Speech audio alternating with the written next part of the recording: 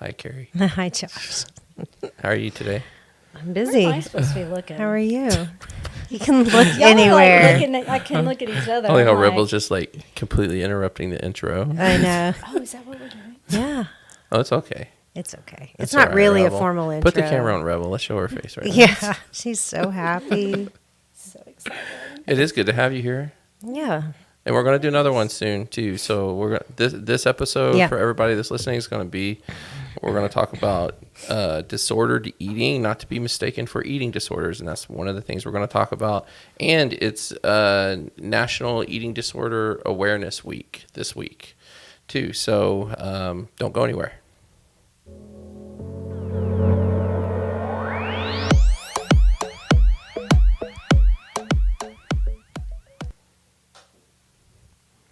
Hello, everybody. Welcome to Therapist Take.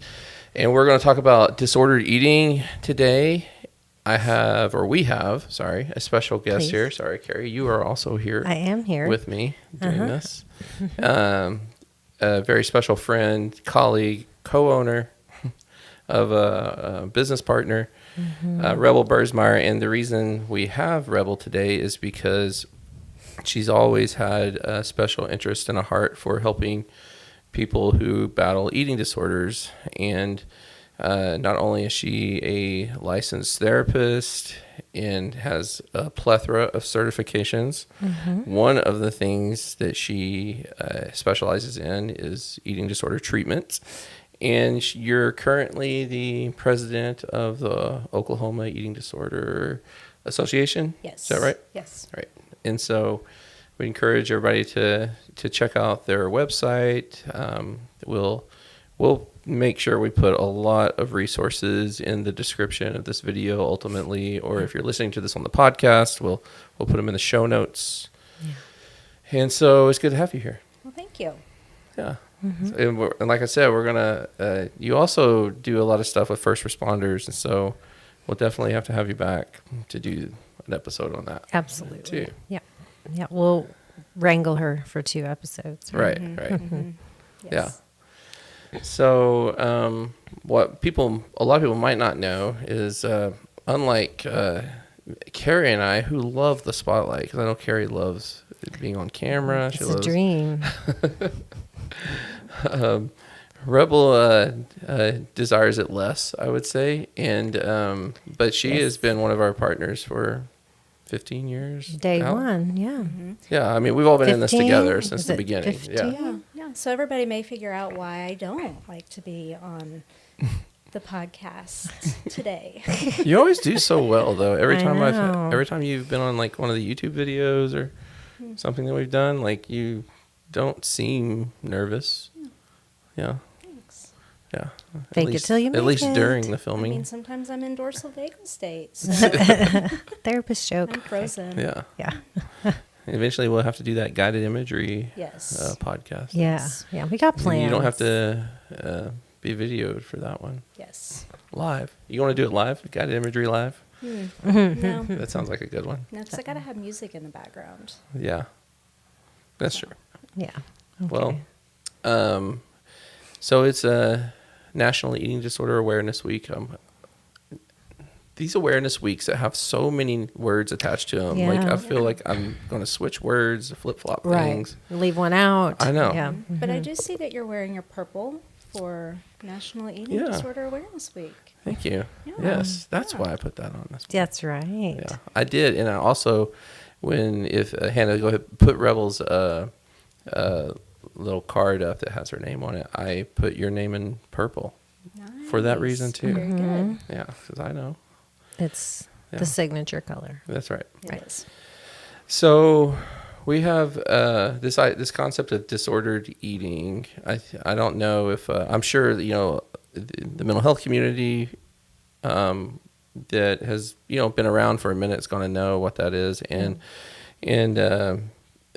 people who are partaking in eating disorder recovery or disordered eating recovery would probably know the difference, but I don't know if the general population would know the difference if they heard somebody say disordered eating. I'm wondering if they just might think eating disorder. So what is it? What is Well, eating, so disordered eating? really, I mean, There are so many similarities between disordered eating and eating disorders. The primary difference is the severity of the issues that they are experiencing. Okay. So the severity of it and how frequent they are engaging in those types of behaviors Okay. really is what makes the difference between disordered eating and eating disorders. Okay. Right. So is it? Is it? It's not in the DSM, right? Like the diagnostic It is not. manual. No. Okay. So is it like a? Would you say it's kind of a lower tiered? Like, are we as concerned about people's safety when it comes to disordered eating as much as we would be like with certain eating disorders? I don't know that we are as concerned as those with eating disorders, but they can still be harmful. Absolutely. They can still lead to physical and mental issues, and they can absolutely lead to eating disorders. Right. Okay. I guess as you say that, it makes me think about anxiety. Right. A lot of people identify, oh, yeah, I experience anxiety symptoms, right? Intrusive thoughts, elevated heart rate, kind of that dread and worry, but they may not meet the diagnostic criteria for generalized anxiety disorder. Right.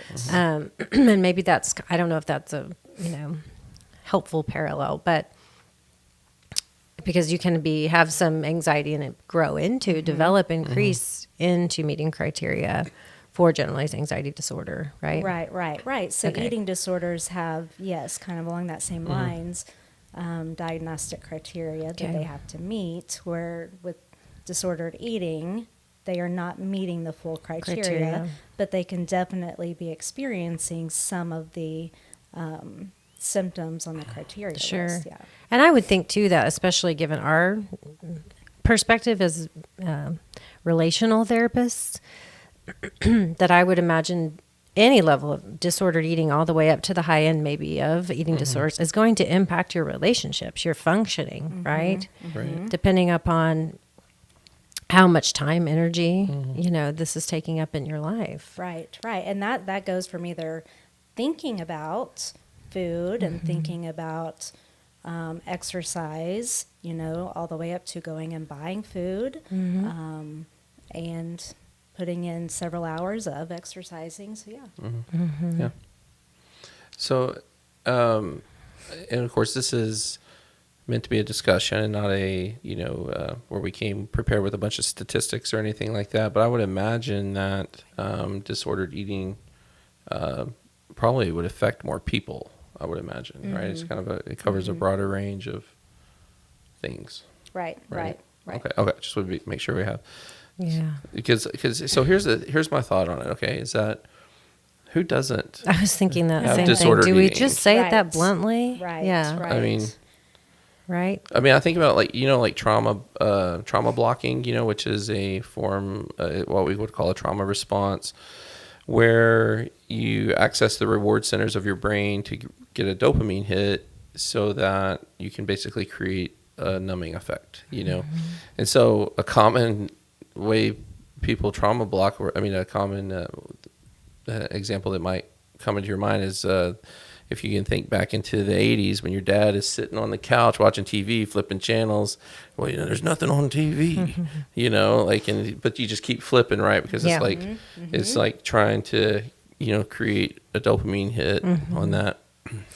And but I'm like, when it comes to it, we have a term for it, like vegging out. Which as a kid I used to think meant eating vegetables in front of the TV, right? And I'm like, oh, it's becoming a vegetable. Yeah. I get it now. And so Laying like vegetables. right, but I'm like, who doesn't trauma block? At least at times. Yeah, of course. And so that's kind of what I was thinking about when I was thinking about disordered eating. I'm like, does anybody have? Is there a poster child of someone who isn't a disordered eater?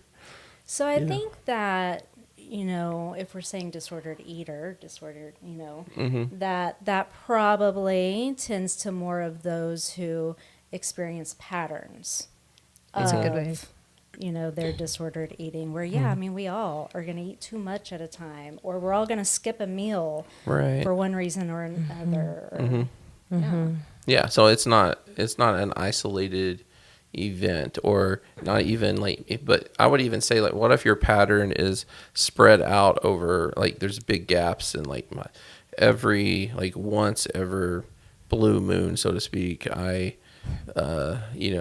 tend to overdo it a little bit. I mean, that, I guess that might fall under the umbrella. There might be some alarm there, but if you're pretty much staying on track with and being mindful of how you're managing your food intake, Yeah. then And I think that, eating a little bit too much because I'm enjoying a meal and I'm conversing and not being, aware of myself and my stomach at that moment, I think is different than I'm going and I'm eating because I'm stressed out. Right. I'm stress eating, I'm emotional eating. I'm not eating because I don't have an appetite because I am so stressed out. So I think that there's a little bit of a difference and distinction there as well.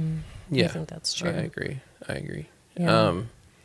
So let's talk a little bit about just some of the differences and maybe even similarities in eating disorders. So with the two most common eating disorders people think of are anorexia and bulimia, but there's also binge eating, right? Is there any Binge more? eating is actually the most common eating disorder that is being diagnosed. But yes, I think anorexia and bulimia are the two that most people are aware of. Right. So would you also say that you can be a disordered eater and not have an eating disorder, but people with eating disorders are also disordered eaters? Right, Is that right. They have disordered eating behaviors. Right, okay. Yes. Okay. right? Because I noticed, like, and I created a couple graphics that we can put up of some examples of disordered eating, and I was just reading through those as I was kind of putting it together, obviously, because I was putting it together, so I had to read through it. But I just noticed that there was, like, a lot of it looked like symptoms of eating disorders too. Like, just there's binge eating, there's compensatory behavior is one of them, where you try to compensate and then expel, whether it's through exercise or laxatives or diuretics of some sort, but when does it become an eating disorder, I guess, is the question. Well, so I'm going to go back just for a second and just kind of reiterate that both disordered eating and eating disorders are maladaptive coping mechanisms, Okay. Okay. for one thing or another. So when does it become an eating disorder?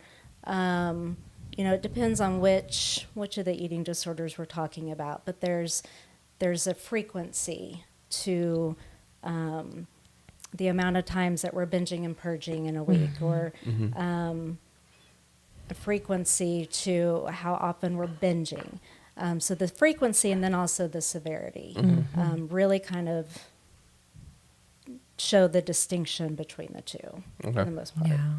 Yeah. And I would think too, again, how much it's interfering in your life, Yes. right? As another kind of indicator. Like if you're disordered eating, but you can keep up with your relationships and your jobs and your school, and you can sleep and you can, that's your level of functioning is going to be, much less of a struggle than people who are not able to work or can't keep relationships or Right. And with disordered eating, it's more subtle too. Sure. So, it's not, people aren't going to see it quite as often. Sure. Or they're not going to notice the symptoms. Yeah. Right. So eating disorders are going to be a little bit harder to hide. Yes. Because they're going to be more intense, more frequent, and Yes. probably causing more of a problem. Yes. Physically, relationally, mentally. Daily life. Yeah. Okay. Yeah. So, do you ever wonder, like, why our brains do that?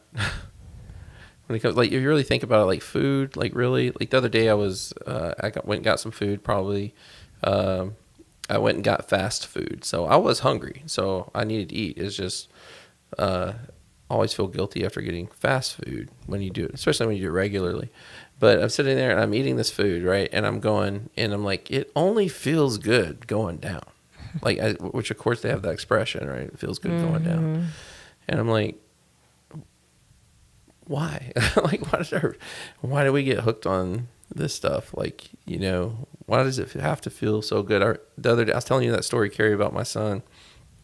I discovered that if you take a little, like, cold hot fudge, like in a jar that's in, and you take some cold hot fudge and you put it on a sugar cookie. I don't like sugar cookies, but I like those sugar cookies. And I discovered this the other day, and I just was like, oh my goodness, that tastes so good. And so I was just going to see if it's just me, and so I have two boys, one's 16 and one's 14, and I went to my 16-year-old, who is not wired like me at all. Like, he has a relationship with food which is to be envied. Like, he just does not care about it tasting so good. He doesn't have to have it. He puts things down. He truly eats to fuel his body. He probably hasn't had soda in like months. Oh wow, that's awesome. You know, and so I was like, I said, hey man, try this real quickly. And I put a little dab of that hot fudge on a piece of sugar cookie, and he tried it, and he just looks at me and he goes, it just tastes like chocolate, Dad. I'm like, okay. He was not impressed. Interesting.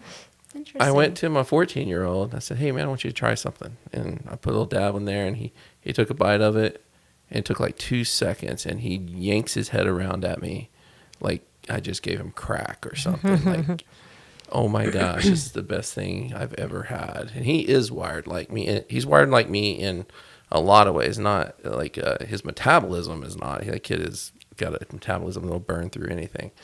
But in terms of everything else, genetically, looks like me, acts like me. We're both, his ADHD is galore. Hence this rambling conversation I'm having right now. And it was just interesting to see the difference in how both of them responded to the exact same thing. Yeah. Right. Yeah. It's fascinating to me. I know. So I don't have a question there. Well, you did when you started. Why does the brain do this? Why does the brain do that to us? That's Right. my thought. Yes. Yeah.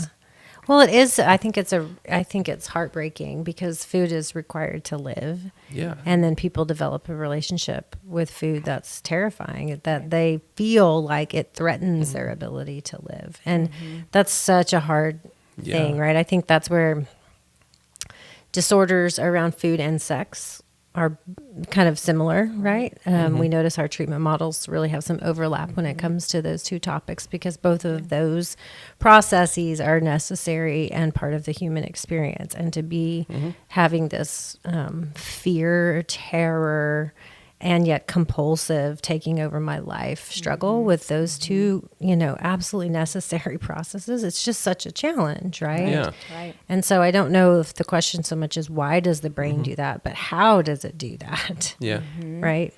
Right. And I want to say this to anybody that's listening that battles with eating disorder or disordered eating.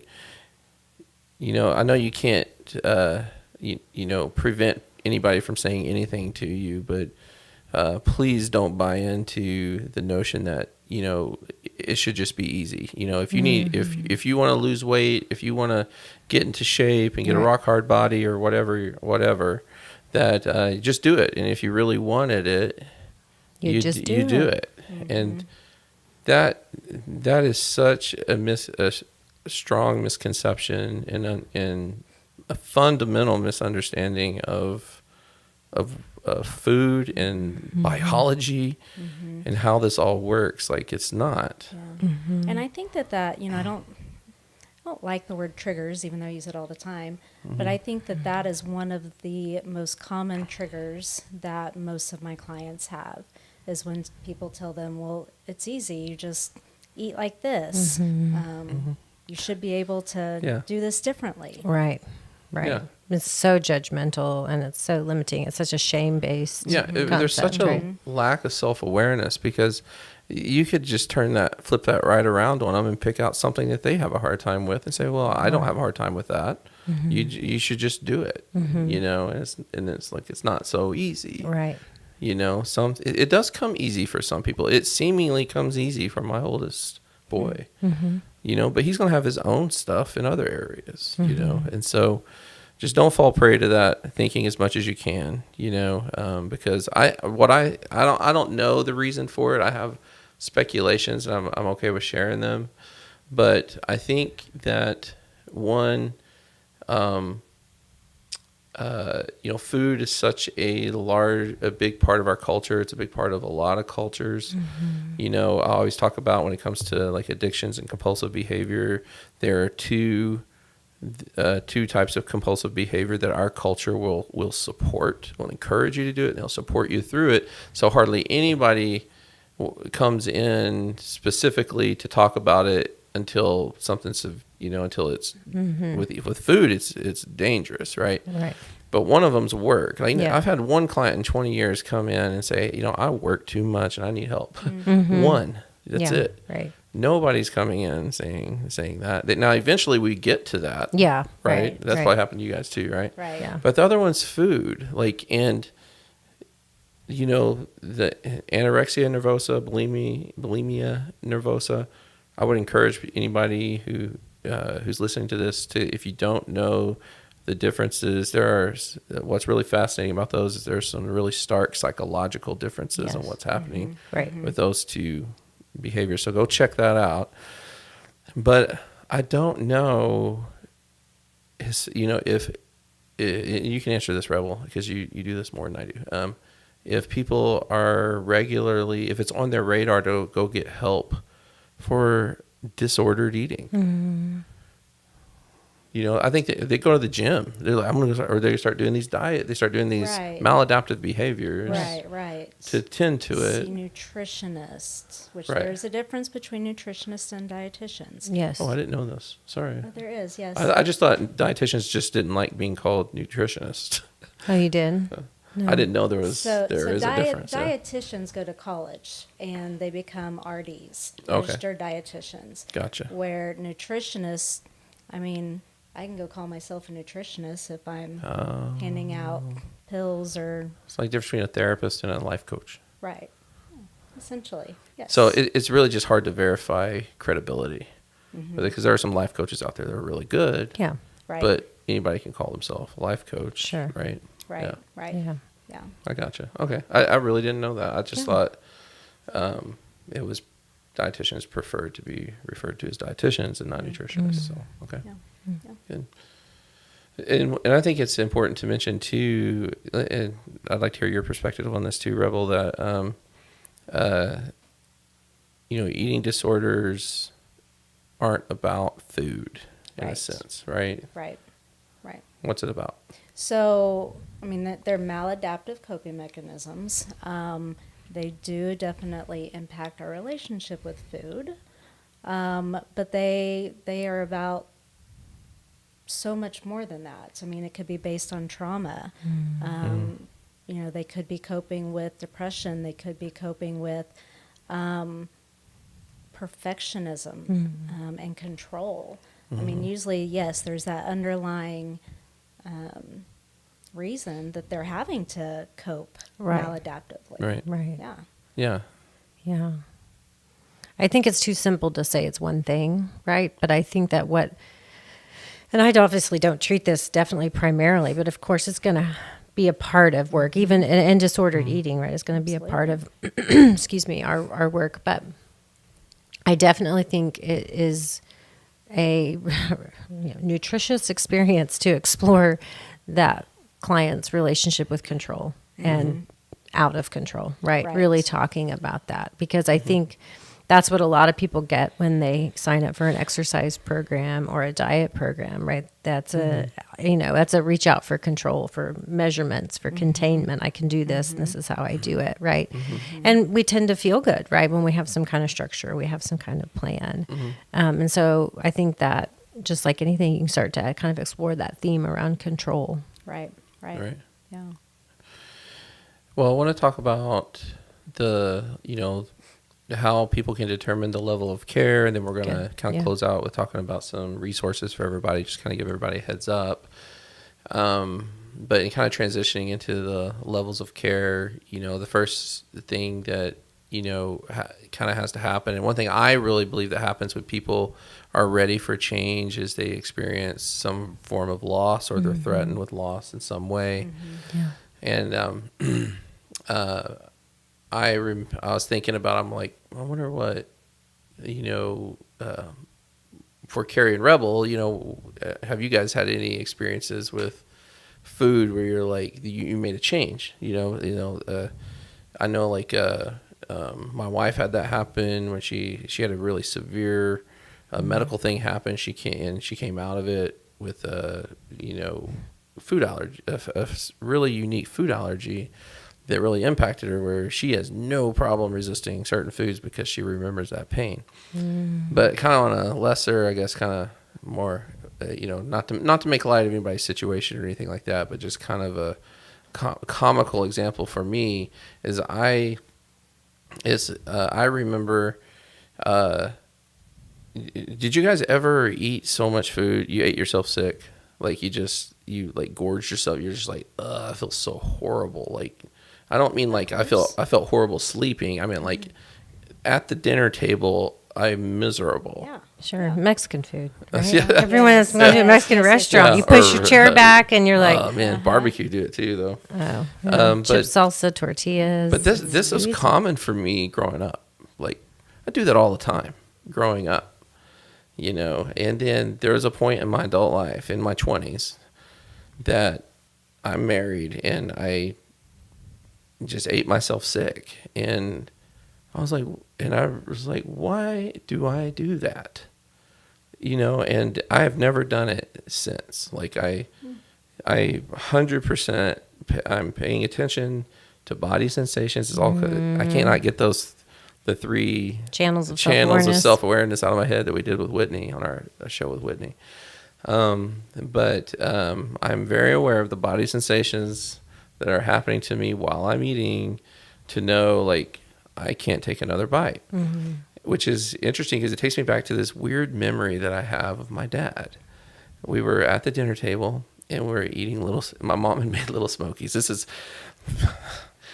our, Southwest Oklahoma meals that we had, and I loved them, and I'm sitting there, and my dad was a farmer, so he'd come in at any point in time of the night, and we had all left the dinner table at that point, and so I probably was just sitting in the kitchen just because wanting to be with him, because I hadn't seen him all day. And he's eating dinner, and he leaves one Little Smoky on his plate. And I remember, like, thinking, like, oh my, I'm stressing out about this thing. I'm like, Dad, you have one left. Like, why don't you just eat it? He goes, I'm full. I'm like, but there's one. Like, and it's like not even. It's a little it's Smoky. It's a half of a Little Smoky. I mean, not even a Little Smoky. And he didn't eat that last one, and it just, like, drove me nuts. And. But I get it now as an adult. I'm like, he knew. He was like, Full. Done. Yeah. It's not worth it. At that point. So, anyways, I don't know if you guys have had anything like that happen to you, but that was one that came to my mind. Yeah. I mean, I think Mexican food is easier to do that. I don't like that feeling, though, of being that full.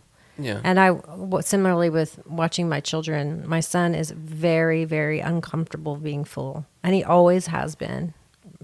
He does not like to feel very full. So even if he's very hungry, he will stop pretty quickly in, and he'll say very quickly in, I'm like, you barely swallowed all that. You really full? But I've just kind of come to the conclusion that discomfort of eating, not like sick, but even just being overly full, he's just very sensitive to it. He does not like it. So even when he's around other kids and boys his age, he always eats less than them, right? And he's just wired that way. He does not like that feeling. This kind of reminds me, of, I don't think that my family was this way, but I remember hearing friends talk about this, talking about what leads to eating disorders, what leads to disordered eating. I mean, I remember hearing them say that their parents would tell them, you need to eat everything on that plate. Yeah, You that's right. know, or Happy plates. Oh, Yes, that yeah, drives me happy nuts. plates. yeah. Or there are people in China who can't, Yes, who that's the can't old, eat, yeah. and so, you know, there's that guilt that was Yeah. then created within us. Well, I had heard someone say True. once that just let you guys know that you overeating has helped no one in China. Yeah. So Yeah. I thought that was a Well, really and I good do, response. I do Yeah. find that true for me because I hate waste. You guys laugh at me about my hate of waste, Yes. and it is in some very So bizarre, funny. silly ways. But I don't like to put food on my plate if I don't think I'm going to eat it. I don't like to leave it. If now at a restaurant, it's different because restaurant portions Right. are not reasonable. But when I'm making my food, I know how much I'm going to Yeah. eat, so I'm pretty about what I put on there. I'm going to eat, and sometimes I have to say, "Hey, guess what, Carrie? If you're full before you finish this, you don't have to eat it." And I still have to kind of Yeah. tell myself that because that's wasteful, right?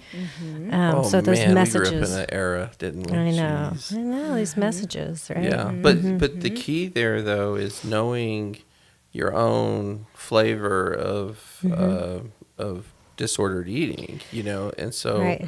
like if so, I do that like if.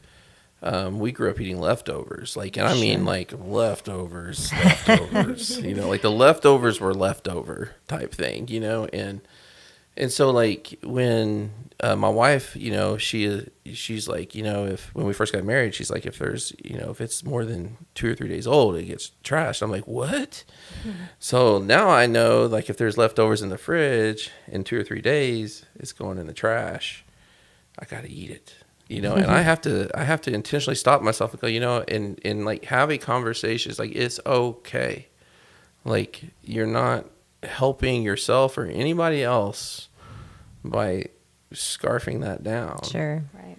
You know, and I think that's one of the keys in learning to manage this is really understanding your own your relationship with food, your body, the body With your sensation, body. all those channels that we talked about. Yeah. Emotional, body sensations, thought quality is what we talked about. But one thing that's interesting when you're talking about your son that and how he doesn't like to feel full. One thing I realized about myself is I don't like to feel the feeling of having lots of liquids in my body. So that to me is like, it's challenging. I have to make myself drink water. I have to be extremely intentional. Where again, my oldest son walks around with a water bottle attached to his hip, you know, and so I think sometimes, I mean, Rebel, I'd like to hear from you on this, that I'm wondering anyways, if sometimes we are getting the wrong signal that is contributing to this maladaptive pattern. Like, for example, sometimes people are thirsty and they think they're hungry. Oh yeah, Right. I remember Right. learning that, and it blew my Absolutely. mind. Like, oh my goodness. Yeah, or even you know, I feel empty, but it's not even food that I'm feeling Yes, that's empty a good from. point. It's, you know, it's some emotional need that's being unmet. But yes, I think absolutely. I think sometimes those Yeah. wires get crossed.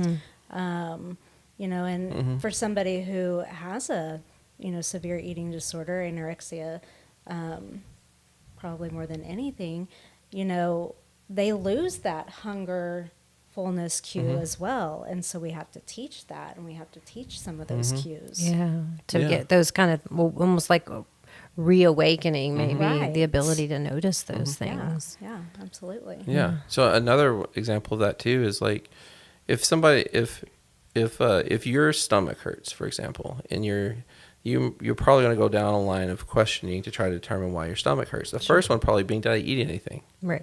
You know, or is there, you know, a virus going around or Right. something? That might be the first one. And it's like, if no, you know, what did I eat today? Did I eat anything bad, or did I eat anything at all? Right. And then we do that with kids too. But what do we know is one of the most common reasons when a child comes to you and says their tummy hurts is anxiety.